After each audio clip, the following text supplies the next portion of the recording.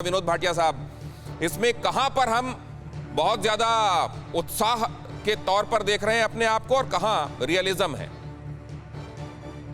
देखिए, रियलिज्म है बिल्कुल इसमें कि रियलिज्म ये है कि जो तालिबान है और जो पाकिस्तान है, खास तौर से पाकिस्तान तालिबान के शेर पे चढ़ तो गया, लेकिन उतरेगा कैसे ये देखना पड़ेगा। तो पाकिस्तान को भी इसमें वो भी सिक्योरिटी सिचुएशन की बहुत बिगड़ेगी।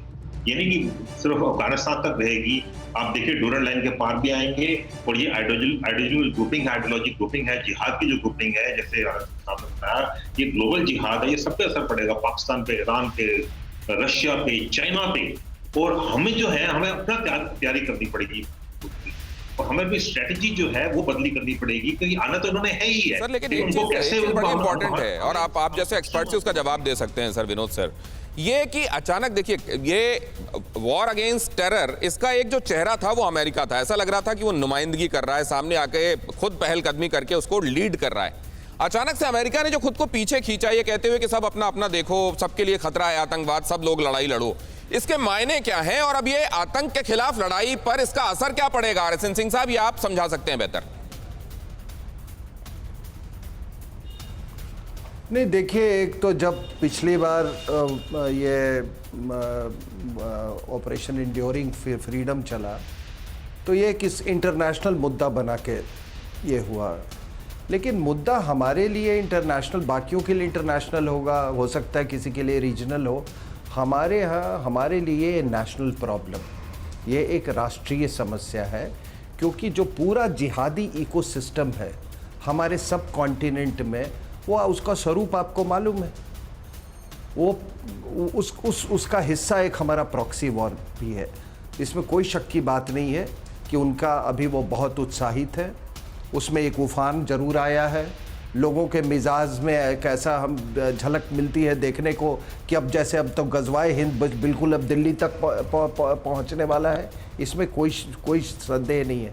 लेकिन मैं आपको एक बात बता दूं कि अभी आप अगर देखें, आप लोग जो इतने कहते हैं कि बड़े ये लड़ाकू हैं, मैं एवरी डे मैं इनको फॉलो करता था, इनके ऑपरेशंस को।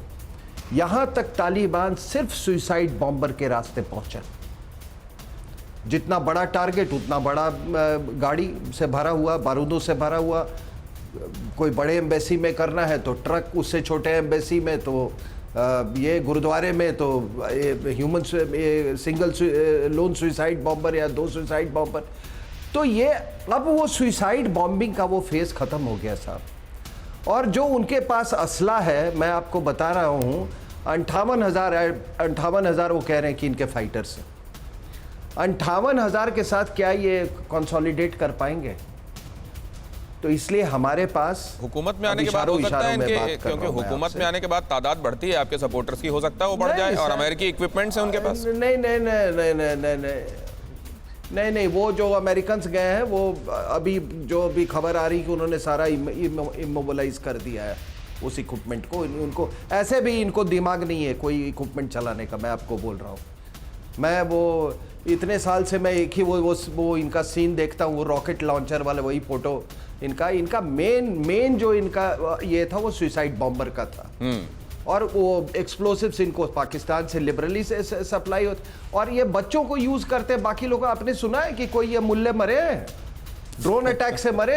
कोई सुसाइड बॉम्बर नहीं है। अखुंड ज़्यादा आपकी ये बात जो सर, इसका मायना मैं जो समझ पा रहा हूं अपने दर्शकों को समझाता हूं। ये आप बहुत बड़ी बात कह रहे हैं कि ये सुसाइड अटैक्स के दम पर यहां तक पहुंचे हैं और ये मुमकिन है केवल आप अफगानिस्तान में करते रहें, वो करके आप यहां तक पहुंच गए। अमेरिका अपनी स्ट्रैटेजी बना रहा था, इसलिए आपके लिए आपका काम आसान हो गया। लेकिन अगर आप गजवा के बारे में सोचने लगे तो आप दिन में तारे देखने के शौकीन हो गए। फिक्र आपकी, सोमवार से शुक्रवार रात 9 बजे सिर्फ TV9 भारतवर्ष पर।